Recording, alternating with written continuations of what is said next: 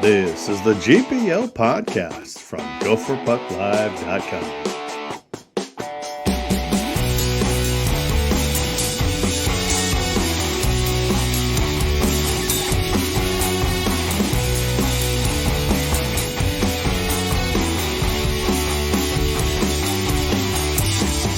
This podcast is sponsored by Jerry Peters and First Class Mortgage. Our expertise, your peace of mind. Visit us at firstclassmortgage.com. Now, here's Jupe and Vigo.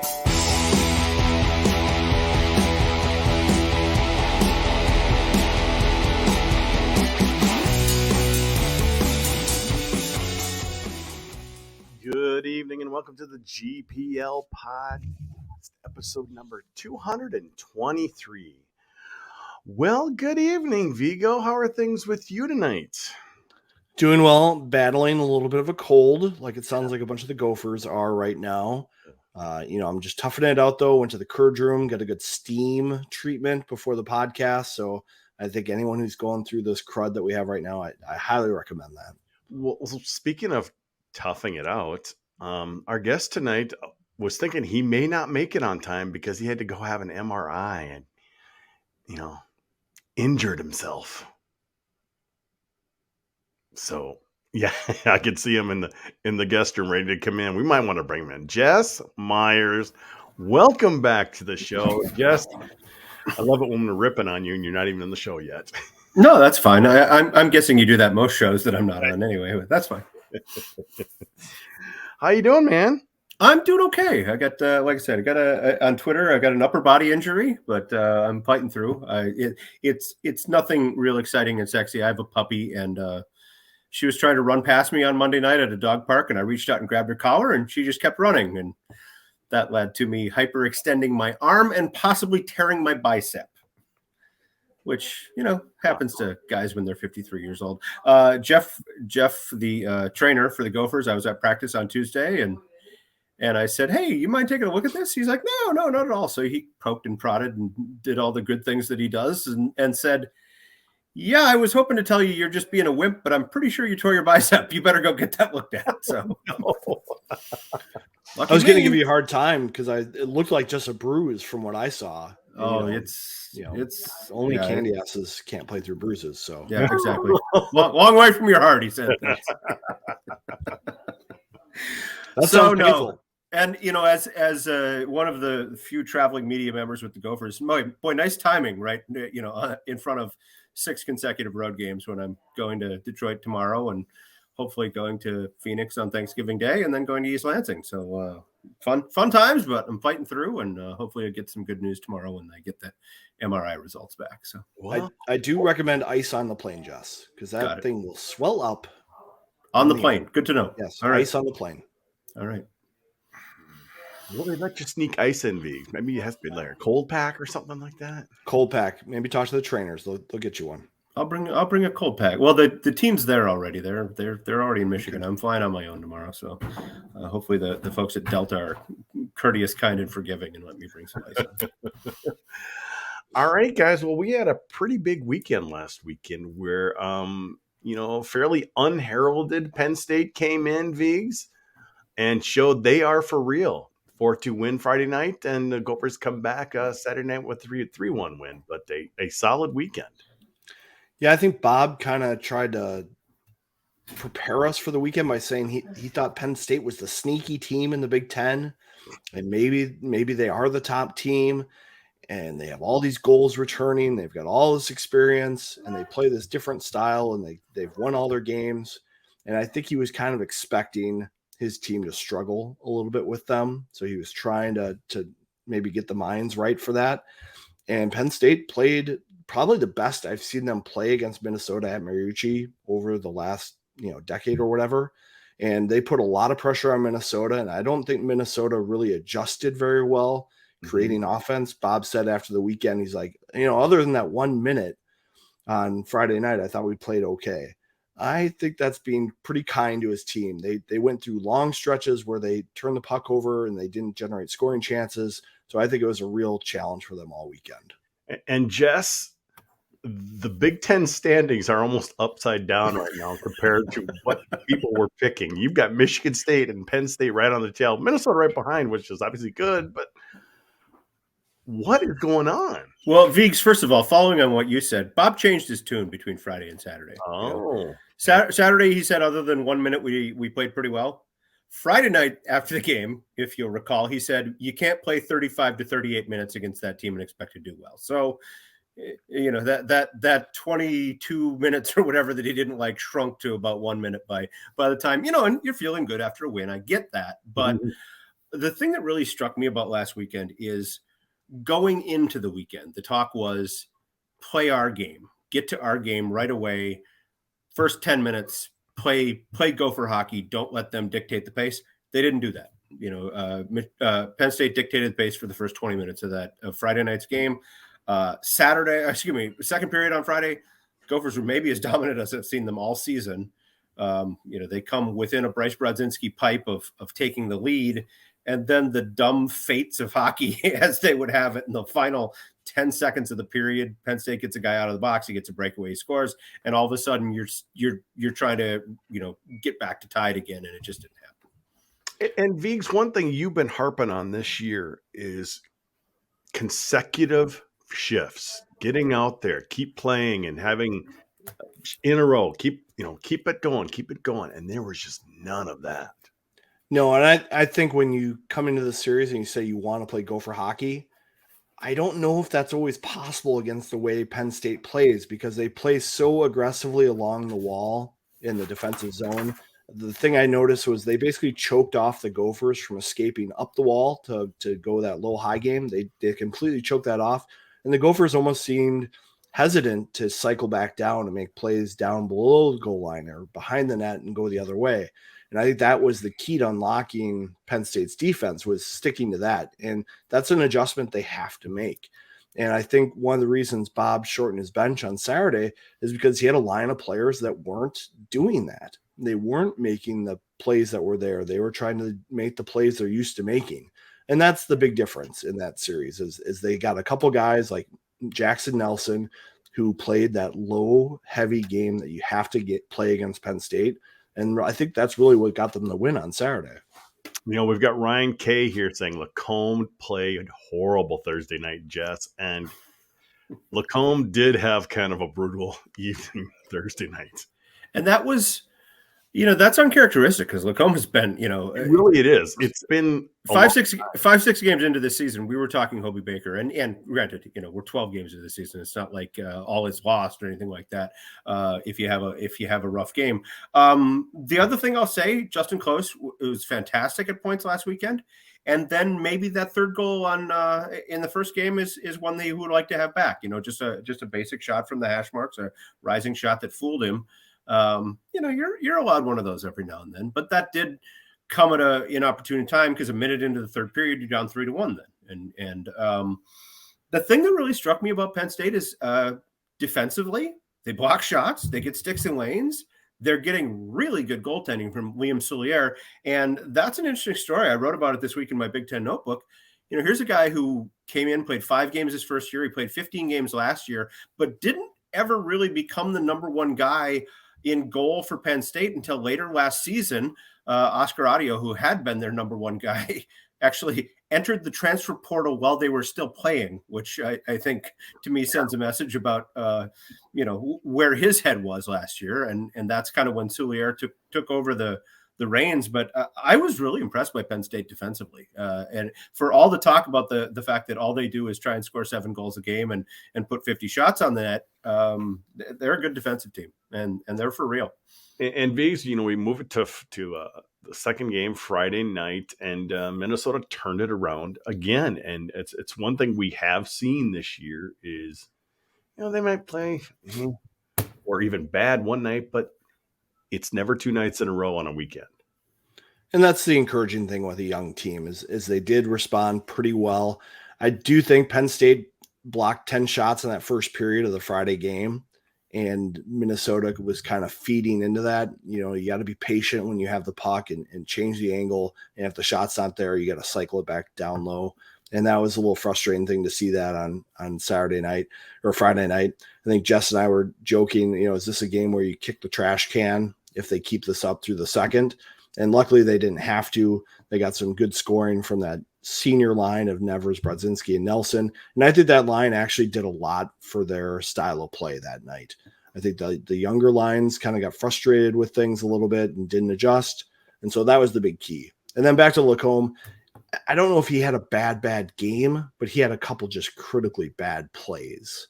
And I think that's the difference. You've got a guy like Jackson Lacombe who hasn't played a lot of defense in his lifetime.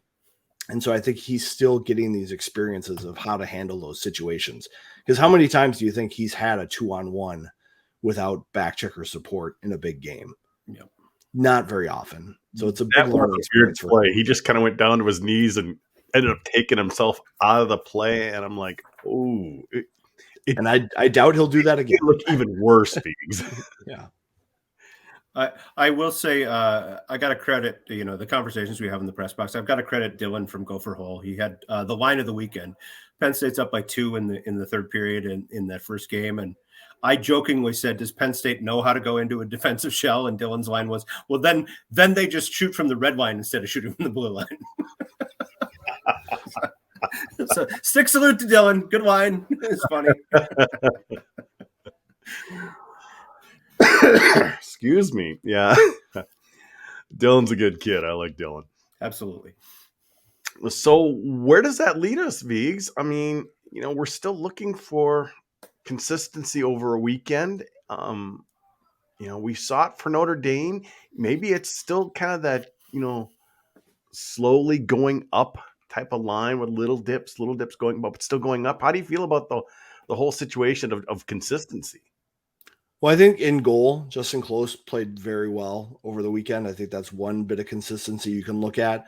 The goals against were those odd man rushes where he's committed to the shooter, and that's on the defenseman to make sure the puck doesn't get across. Mm-hmm. He's a goalie who can't really play aggressively and take both the shooter and the second option on the rush. He's got to commit and he's got to rely on his teammates. But again, on Friday night, I thought he played very well. He got a lot of shots, a lot of traffic. He was very calm. He wasn't giving up a lot of loose pucks in front of him. And so I think that was a real consistent thing for the Gophers. How are you feeling about their consistency, Jess? It's not there yet, obviously. The night-to-night effort is not there. Now, I'm not as concerned about it just because we saw this last year, I spent all of November last year writing about the fact that they couldn't sweep a series. Bob Motzko corrected me as he likes to do and said, hey, you haven't written about the fact that we've gotten points every weekend. And that's true. They have. The expectations are sky high for this team. And we just haven't seen, again, that consistent night in, night out effort. And, we talked about it already, but the concern of starting slow in the first game of a series and needing a period or two to kind of figure out the other team. Maybe everybody has to do that, but that's one thing Bob Motzko talked about this week is it's not about counteracting what Michigan does as much or responding to what Michigan does. Is we need to play our game. We need to play Gopher Hockey. Similar message to what we got a week ago. So I'll be very interested to see that first period on Thursday in Ann Arbor, what that looks like. And if they can get to their game and get on the board and quiet that crowd and all of that. Jess, is Pitlick in the doghouse right now? I don't know that he's in the doghouse. I mean, it would be – he made the dumbest play of the year so far, and hopefully the dumbest play we will see all year. Because if somebody does something more egregious than that, oh boy, and to his credit, youthful, exuberant mistake. He scores in a big game in front of a sold out crowd, and he celebrated in a way that got him in trouble. He won't do it again, I promise you. But I do think. Bob Motzko has made a little bit of mentions here and there of we've got to get Pitlick going. I think the coach sees that they need to light a fire a little bit under him. I hope the mistake he made against North Dakota does not haunt him because he's a great player and a really good kid. And, talking to him for the story I did about Aaron Hughlin a couple weeks ago, just what's it like being on a line with Aaron and what's he like? He's a really good, soft-spoken kid. He doesn't have, I'll go ahead and say it, he doesn't have the arrogance that his brother Rem had when I dealt with Rem. Rem always came across as a very, very self-confident guy, let's say, and I don't see that in Rhett. So I hope he can kind of find his groove here, and we're seeing that from some guys. Hughland finally got a goal. That was eating at him, albeit in a losing effort, but he finally got to see the red light go on. Bryce Brodzinski now is getting put in those areas where he's just deadly with the puck, and I like to see that. And then you mentioned Jackson Nelson. Man, I have loved what I've seen from him this year. Somebody, I don't know if they needed to remind him, but somebody, got him to figure out that, hey, I'm 6'4" and I can do a lot of stuff. And it seems like I think Nelson being matched with Bryce Brodzinski, Vigs, is good because Bryce needs somebody to kind of set him up. Bryce definitely needs a space breaker because you saw that pass by Cooley, it put him right in a great position. Brodzinski took a shot and scored. His other two goals, on Friday, same type of thing. He was in a good position. He didn't have to get into a good position. He got to a good position, and someone fed him the puck. Well, I think one of the things about Bryce, when he's playing well, he catches the puck and releases it. Mm-hmm. He doesn't have to dust it off. He doesn't overstick handle it. He's able to catch a puck, pick a spot, and fire it and deliver it. And so if he's playing with a group of players that also think the same way and can get him the puck in those situations, it's going to make him way more dangerous.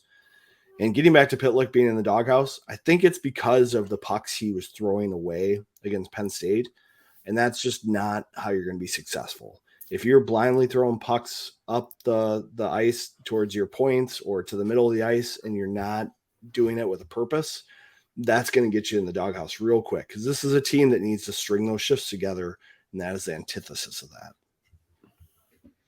Can I answer the question I saw in the chat here? Go ahead. Which one? I see Steve Larson asked me at 9:42, what expectations does Jess have for the Gophers this season? I will reiterate what I said at their first practice, about September 15th or so. I did a little video with Pat Micheletti that day, and I said this then, I'll say it again. On January 1st, I expect that this will be the best team in college hockey.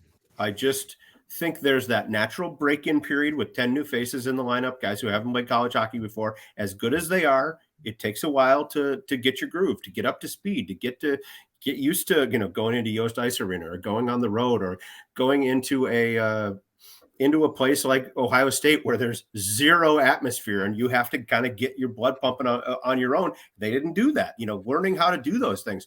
I think this is far and away the most talented team that Bob Motzko has had, and maybe the most talented Gopher team in the last decade. Mm-hmm. So I fully expect this team should win the Big Ten title and should be in the Frozen Four. And there you got Eric Brever. You don't win titles in November, December, but you can lose them. And he's not wrong. But you could win the Mariucci Classic in December back in the day. But yeah, well, what can you do? So there's my answer. I have faith. Well, going back to you don't expect the Gophers to come away with a weekend not having points. It's right. Like, Bob, that's the expectation, is that anything less than a split is incredibly disappointing, and anything more than a split is kind of the expectation. Mm-hmm. Well, I go back to, the theory 30 years ago when I first started covering college hockey was, if you want to win your conference, you sweep your home series and you split your road series. If you do that, you will be one of the 2-3 teams battling for a conference title the last couple of weeks of the season. So I put a big kind of emphasis on your home games that, you got to get 2 wins in those, especially when there are conference points on the line. They haven't done that yet. They didn't do that in November last year. And then they got hot at the right time. And they did against Notre Dame. Yep. You're right. They did against Notre Dame was a very big where that was the weekend really where they put it together, Jess. I mean, they really did. Absolutely. So, which is funny because it came after the weekend against Ohio State where they didn't really have it together. They kind of got away with a split there. They played well, and now they go into the Penn State series and kind of give one away. Maybe going into the Michigan series now, they'll come in motivated on Friday and they won't have to get yelled at Saturday morning. Well, let's get into that series in just a second here, but first, we need to hear from our sponsor. Jerry Peters here with First Class Mortgage. Inflation and the tightening economy have taken a significant bite out of our monthly budgets, and many of us have become reliant on credit cards to pay our bills. According to the Federal Reserve of New York, Americans now owe $887 billion on credit cards. That's a 13% increase in just the past 12 months alone. And with interest rates on credit cards in the high teens to over 20%, it's time to look for a better alternative, a cash-out refinance from First Class Mortgage. Fortunately, we have record amounts of equity in our homes. Use that equity to combine high interest rate credit card debt, car loans, and replenish your savings account. Even if it means giving up that super low interest rate you refinanced at a couple years ago. Late payments crush your credit scores, and once you get on that merry-go-round, it's hard to get off. To find out if a cash-out refinance is for you, give me a call at 612-940-3291. You can email me at jerry@firstclasscorp.com or go to mnmortgage.com and fill out a free online application. Mention you heard about me on the GPL Podcast and receive a $500 closing cost credit. Some restrictions apply. My NMLS number is 480200. First Class Mortgages is 322842. This is not an agreement to lock into an interest rate under Minnesota law. First Class Mortgage is an equal housing lender.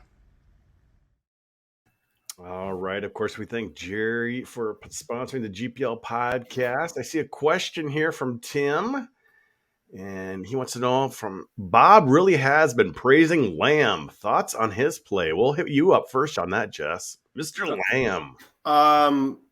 It's a battle for third place among top rookie on this team, clearly, because 92 and 81 have kind of taken that title already, I think, with what they've done. But I really like what Brody Lamb's done for a guy who came in, out of a lesser heralded high school program, played some time in Green Bay. He uses his size well. He seems to fit in really well on that.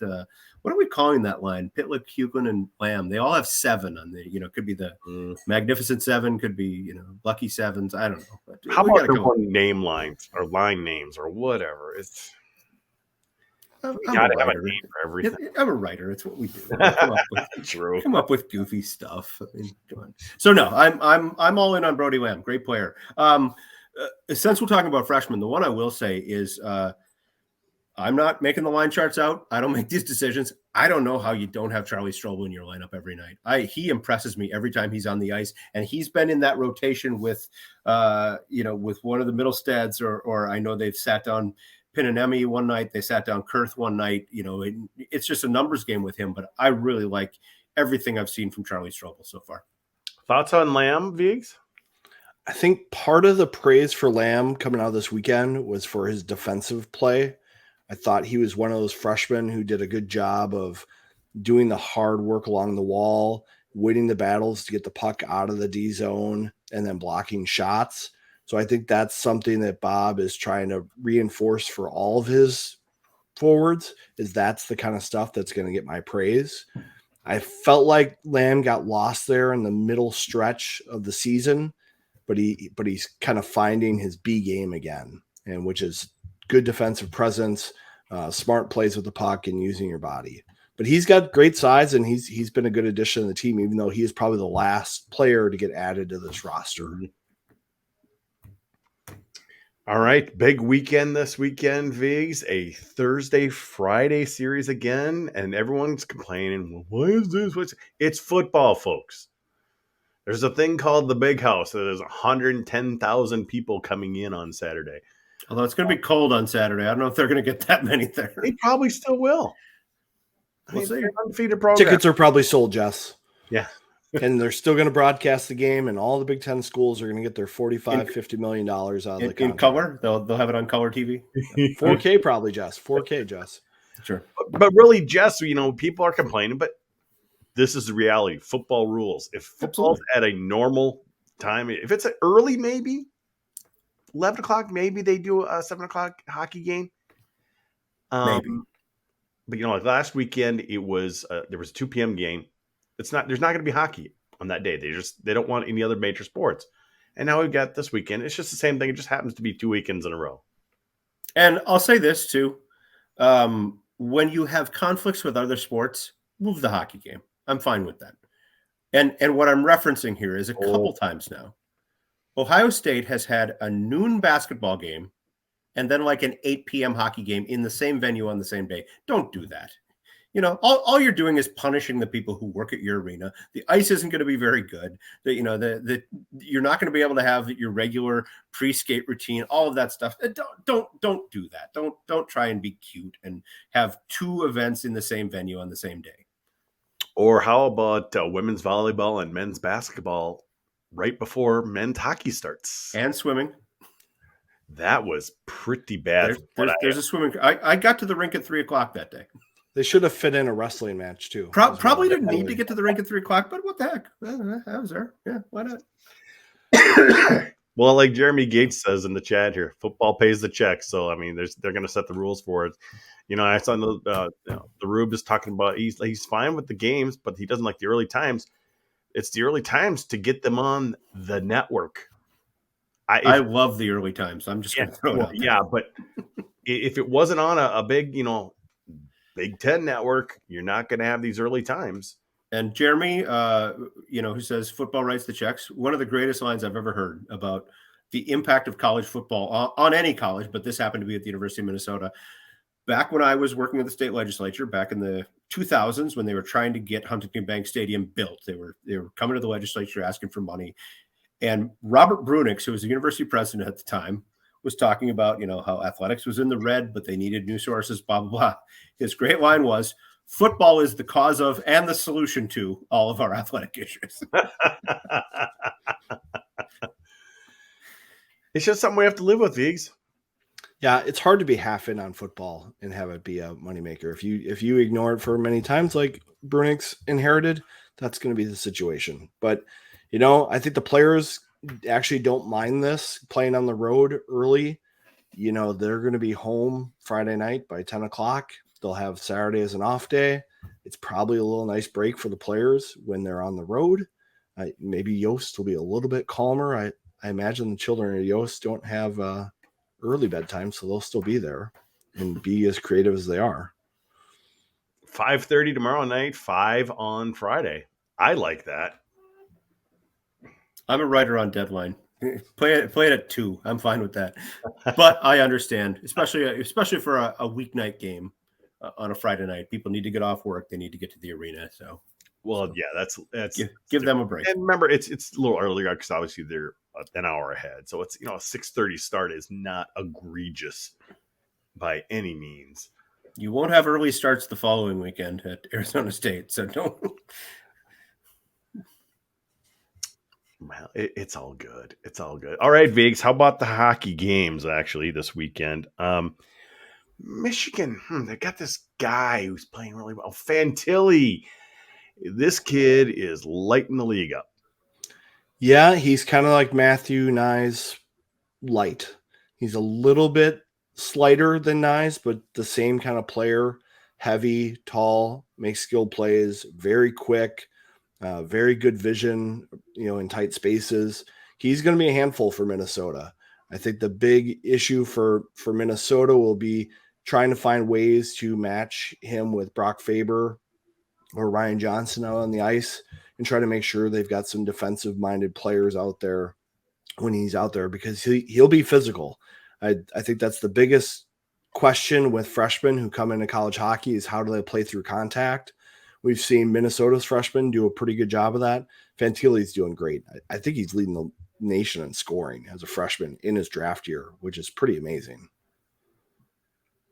Initial thoughts, Jess? Well, I don't like to break news on somebody else's podcast, but in the last couple hours, I've learned Michigan is a mess health-wise right now. I was told they had 10 forwards and 6 defensemen at practice yesterday. No players were made available to the media. Their head coach was not available to the media. So I'm wondering what that line chart's going to look like tomorrow night. And I'm not saying I'm happy about that. I want to see the two best rosters that these two teams have.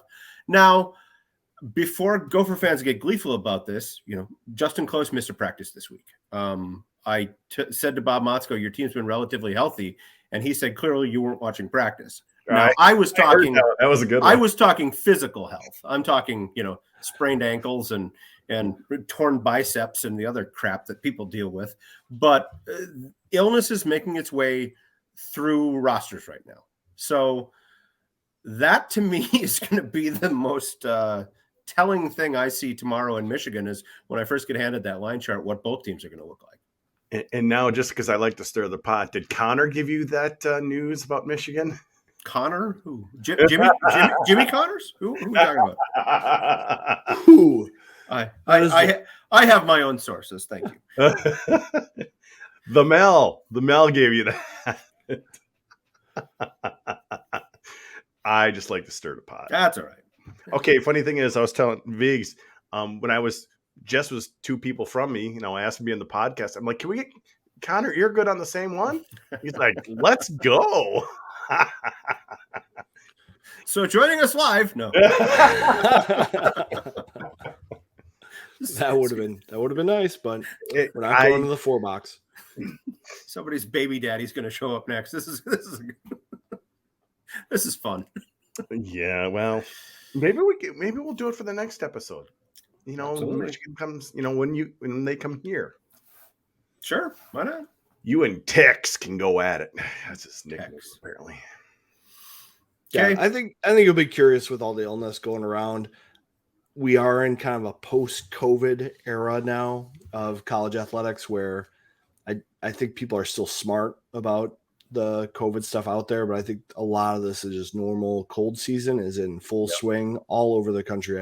I saw something that we're in like a tridemic thing with RSV and flu and all kinds of stuff in the air. And I think that's just what we're going through as society kind of comes back together. I want to make a comment on one of the comments. Oh boy, he's reading. I was going to say, were you reading the chat there? Tim H says Mel, referring to former Michigan coach Mel Pearson, would have canceled the games. I did get somebody contact me tonight saying, I heard that Michigan has a ton of illnesses, a lot of players out of the lineup. What's the odds that they cancel the games? Okay. Let me say this. Mel Pearson's not there anymore, but after last year and that fiasco with them not wanting to play Western Michigan or not playing Western Michigan, can you imagine the chutzpah Michigan would need to go to the Big Ten and say, hey, we have to postpone these games? Mm-hmm. And I certainly hope if them or anyone else asked that, the Big Ten would say, get bent. put a team on the ice. I don't care if it's, somebody off the intramural team. Well, the key difference here is this is a conference game. So they would have to ask somebody permission before they moved out. Correct. All right, Jess, let's hear about it. Before we get back to the games. What are we hearing about? The Mel. The Mel. The hell. The Mel. I mean, it's Michigan week. It's Michigan week. Week. Obviously, report, it's pretty clear. I didn't read too much into it, but some regions wanted him gone. And they probably let that report get out just to use it because they knew it didn't look good. And you were the only person who got to talk to Mel after that. I'll let you just continue from there. Well, let me say this. Number one, I've known Mel Pearson for more than a decade. It goes back to his first year at Michigan Tech. I was up in Houghton. I went into his office, did an interview with him about one of his players then. Always found him to be a great guy, frankly. Just, somebody you could sit down and talk with. Now, you read the report, you hear stories from people who played for him. It sounds like he had maybe a different persona as a coach behind closed doors. I think most coaches are that way. Yes. Most coaches put on a face for the media and put on a different face once the door is shut. Bob Motzko's never going to kick a garbage can in front of us.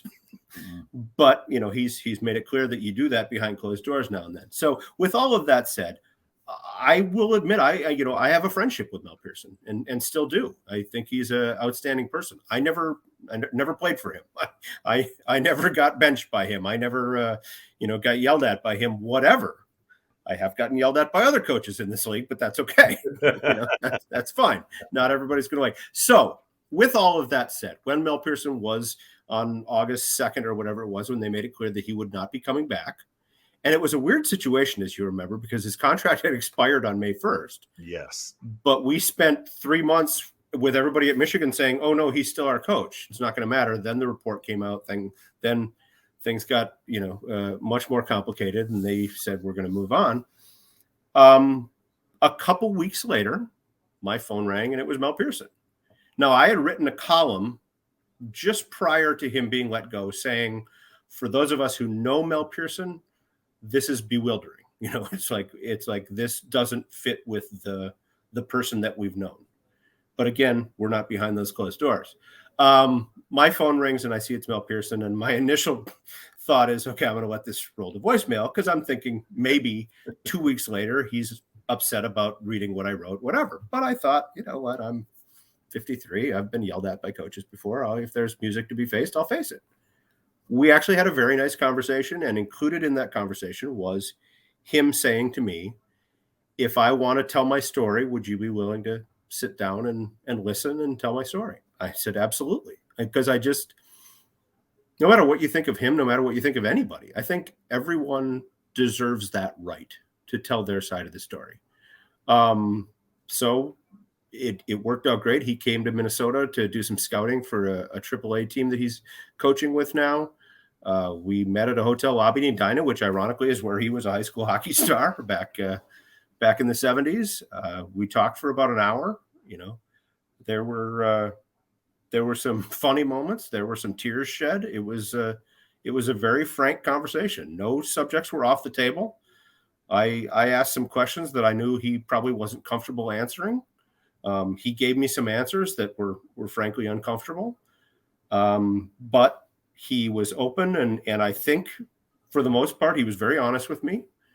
We addressed a lot of the things that were in that report. I managed to sit down and put together, I think it was about a 5,500 word story when all was said and done, and in the journalism world, 1,000 words is a pretty big story. Well, we managed to put together about 5 times that.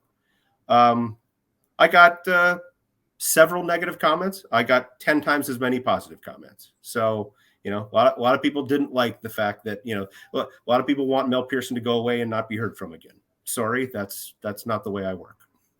And to those who criticize me in print, I've made this very clear in Twitter. I'll say it again. I stand by what I wrote. Fair enough, Jess. That's why we have you on, because we know you give us a straight scoop of what happened. So that's what happened. Do you think that Mel understands why he's no longer the coach at Michigan? I do. And I mean, in the conversation I had with him that day, he said, am I a perfect person? No. Could I have done some things differently? No. He showed me documentation from people who had worked for him. And in this documentation that is written on his behalf, there's stuff like, Mel could be better with people, or Mel could do this differently. I mean, I think he acknowledges that in this era of, more sensitivity, let's call it, he wasn't always there. So I think he understands that, but he was, I won't say defensive, but he was very frank about, saying things like, if my program was such a mess, if the atmosphere was so toxic in this era of the transfer portal, why in the last 5 years did one player transfer? Why, when 4 of the top 5 picks in the NHL draft were Michigan guys, and all of them have big money waved in their faces, and all 4 of them say, you know what? No, I want to go back and play one more year for Mel Pearson. Want to try and win a national title. If the atmosphere was that bad and it was that toxic, I don't know that you see that happen. So I do think that there were issues in that program, clearly, and I think everybody on, whether you like Mel or dislike Mel, has acknowledged there were issues that could have been corrected and hopefully would have been corrected. But I think it had gotten to the point, like you had mentioned, with some of the Board of Regents, that it was just time to move on. I think some people who are critical of that article that you wrote and in your interview that you conducted don't understand the realities of big time athletics, whether it's Big Ten athletics, NCHC athletics, Big Ten football, professional sports. There's going to be tough conversations throughout the year about playing time, everyone's experience. This isn't rec league hockey. Mel's getting paid a very handsome salary to coach Michigan hockey.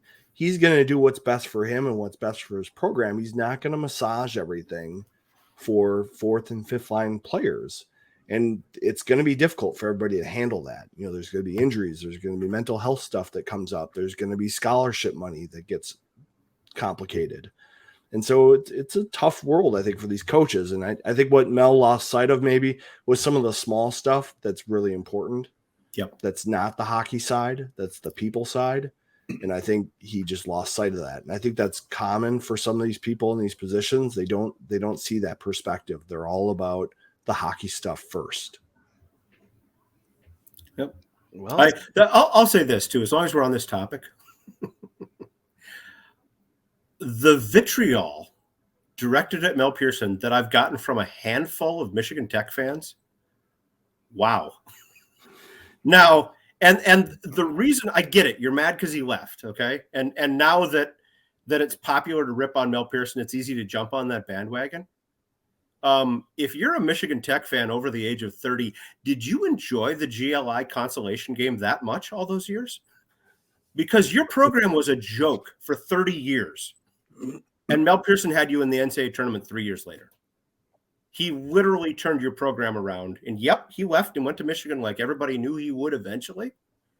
But wow, if you're a Michigan Tech fan and you have nothing good to say about Mel Pearson, I do not understand you at all. Bitterness. Yeah.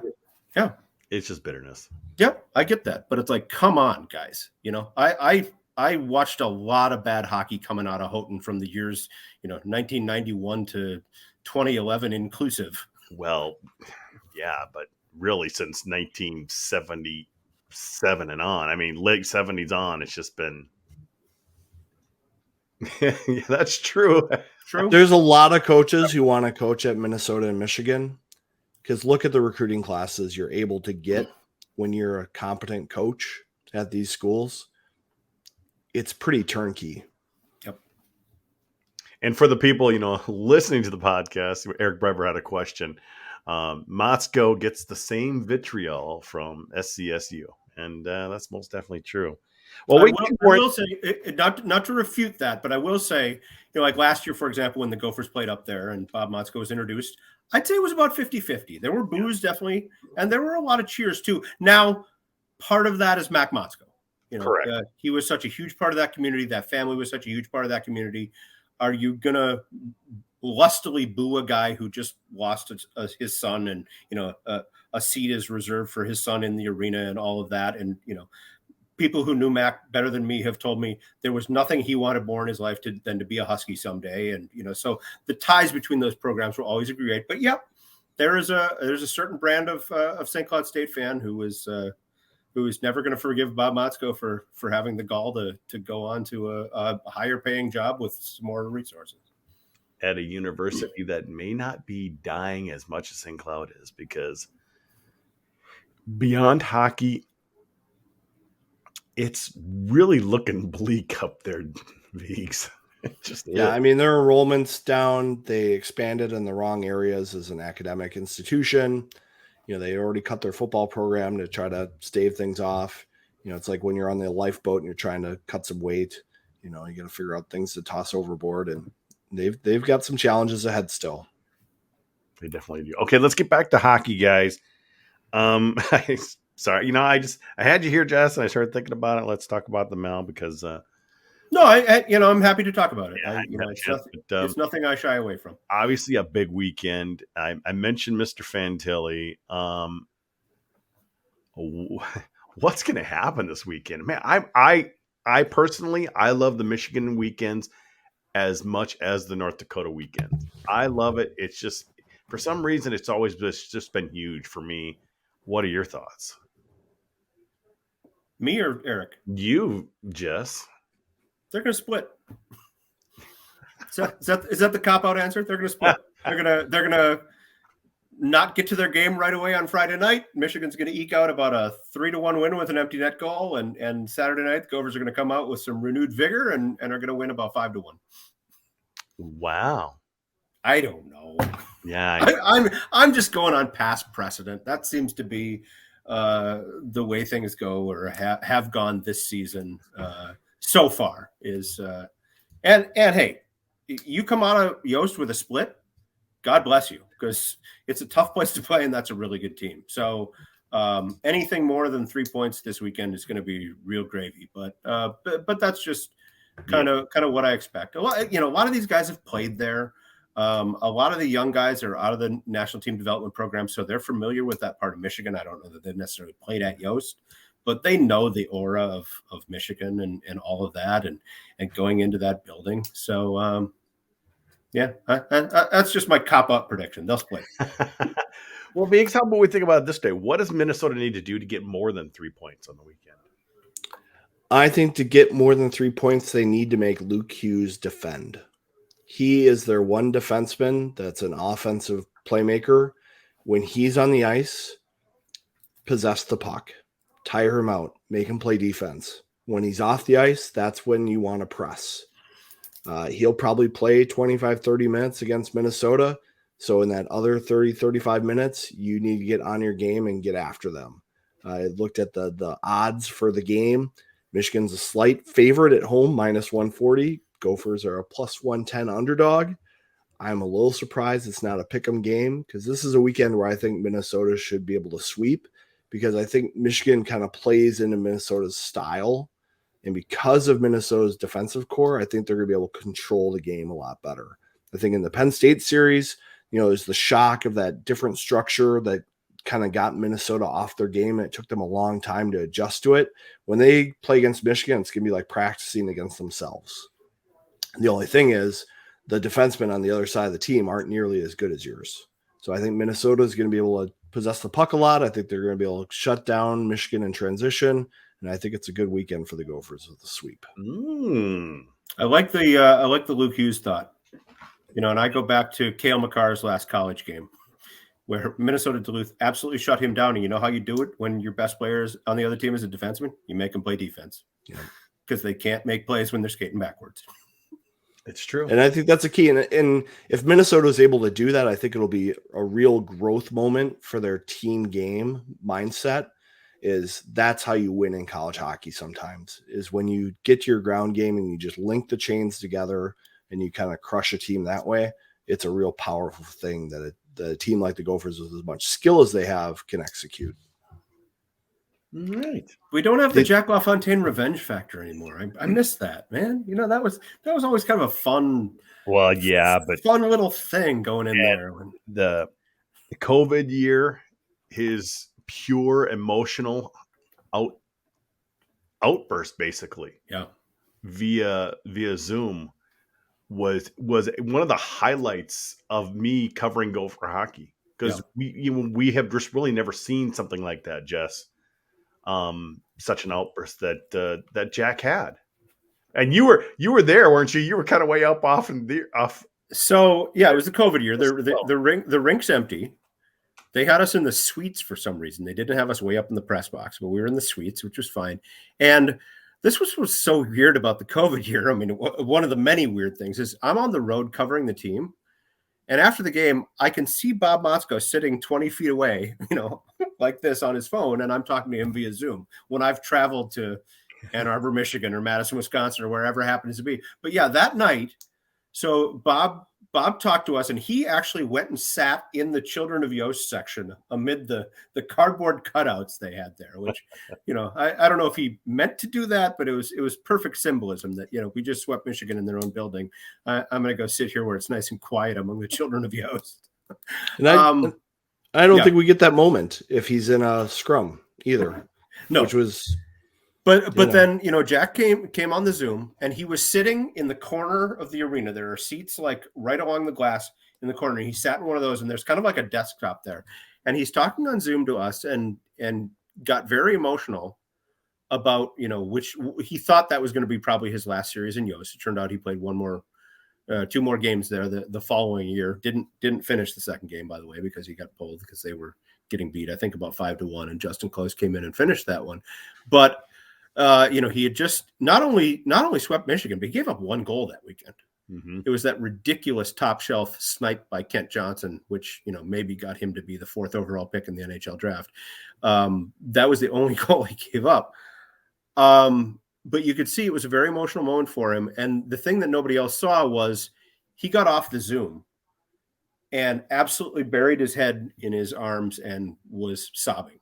I mean, just and Ben Gordon came out, like, hey, where's Jack? And saw him over there and came over and put his arm around him, and they talked for a few minutes and then made his way back to the locker room. But it was one of those moments that you don't forget, like that you think these guys are all jaded and I'm just here to find a way to the NHL and all that. And this is some meaningful stuff for these guys. This is some key moments in their lives. Yeah, I posted that video up on our YouTube channel. I have it up there. It's always accessible if people want to see it. If you haven't seen it, go see it. Yeah. It's just because it was a raw moment, Jess, and it's just one thing.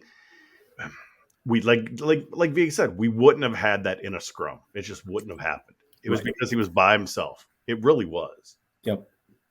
And he was in an empty building where he had started his college career, and looking around at that place for what he thought was one last time. That was quite a moment. I did write about this week, by the way, his first game back there with the Gophers.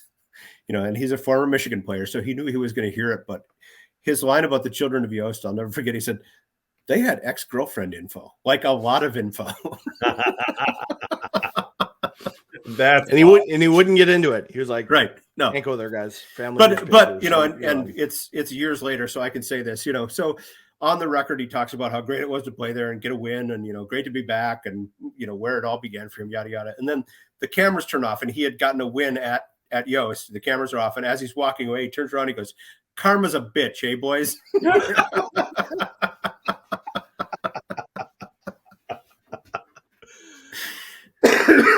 So good for him. Oh, that is good.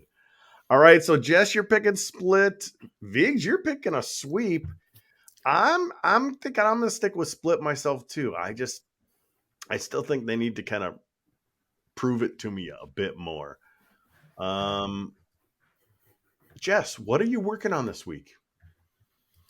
What's coming out on the Rink Live like tomorrow before the game? Well, I've got a series preview story up today, which includes some information about the 4 guys that signed national letters of intent for next year. That's some exciting time. And as always, I have the info about where the games are on TV and radio. You can see the post-game video on our YouTube channel on the Rink Live afterwards. I'm always watching if I'm not there. Yep, and I will be there. And then kind of looking ahead, and this is kind of an obvious story, but next weekend, they're going to Arizona State. They're going to be there for Thanksgiving. Matthew Nye is going back to his hometown. And I've heard, I'm going to get details from Matthew. We're going to sit down and talk next week, but I've heard that there might be like a big Thanksgiving celebration at the Nye's house with all the team invited, which would be really cool. Yeah. And just remember, they have fish in the Nye's family for Thanksgiving, not turkey. Well, so it could be an adjustment for some of them. I'm thinking if there's 35 guys there or whatever from the team, they're going to need more than one fish. Get different kinds of fish. So that's one thing I'm looking ahead for. And just to give a plug, I wrote a story last week. Murray Williamson, Gopher great from the 50s, has a book out. Murray's almost 90 now. But you talk to him and you wouldn't know that, because just still super sharp mind and quick wit, and a guy who tells just some fantastic stories. He came from Winnipeg. He played for the Gophers, made his home and his life here in the Twin Cities, but he coached the 68 U.S. Olympic team. He coached the 72 U.S. Olympic team. He coached the first ever World Junior team from the United States. I mean, he was very involved in American hockey. And the funny story is, so 1960, they win the gold medal in Squaw Valley, and everybody thinks American hockey has arrived, all that. 2 years later, they get beat something like 17-2 by Sweden in an international game. Ooh. And the president of the United States at the time, John F. Kennedy, who was an East Coast guy, he knew some hockey, he went to Harvard. Somebody told him 17-2, you lost to Sweden. He said, "Are we sending girls over there? What is going on?" Oh. And it was this moment that, hey, American hockey needs to do something different than what it's doing, because this is not sustainable. And that's about the era that Murray Williamson got involved. So anyway, he's got a new book called The Road to Respectability, and it's just some of his best stories about that era in American hockey, which was kind of a defining time for the sport in this country. So I want to give Murray a plug. If anybody's looking for a Christmas gift for a hockey fan, The Road to Respectability is his book, and I just enjoyed reading it to no end. Forward by Lou Nanny, by the way. Nice. Yeah. And Murray joked that, he asked Lou to write the forward, and Lou wrote a forward, and it was all about Lou. So anyway. But Lou tells great stories too, so Yeah, it's absolutely worth obviously he does. All right, Viggs, what have you been working on this week? I'm working on getting healthy. I don't blame you. By the way, We'll see. I'm working on getting healthy and keeping my youth hockey teams going. Here's And, what the book looks like. There's the Anybody book. wants to see it? Put There that you up go. there. There you go. So it's on Amazon and whatever. There you go. Anyway, sorry. So I one feel thing I'll better be being watching upset. this weekend, Michigan has probably the top power play in the country. I know they're technically behind UMass for percentage right now, but that's something that Gophers have to watch out for. Their penalty kill is clean against Penn State, but I think it'll be a tougher challenge against Michigan this weekend. Gotcha. Jess, thanks for coming on with us again. Always good to talk hockey. Hey, feel better, Viggs. I hope things work out. It'll be fine. It's not COVID. You candy ass. I'll let you know if I have to have surgery. So that'll be fun. Well, that's good. Yeah. What do you do? Oh boy. As I've said, it's not cancer. I'll be and I'm not joking about cancer, right? But it's. Well, that's going to do it for this episode of the GPL podcast. Want to thank Jess again for coming on the show with us once again. We'll be back next week for our Thanksgiving episode where Jack Ramsey's going to join us. So that would be fun. For those of you currently watching live, stay tuned for a bit of overtime. For the rest of you, we'll catch you next week on the GPL podcast.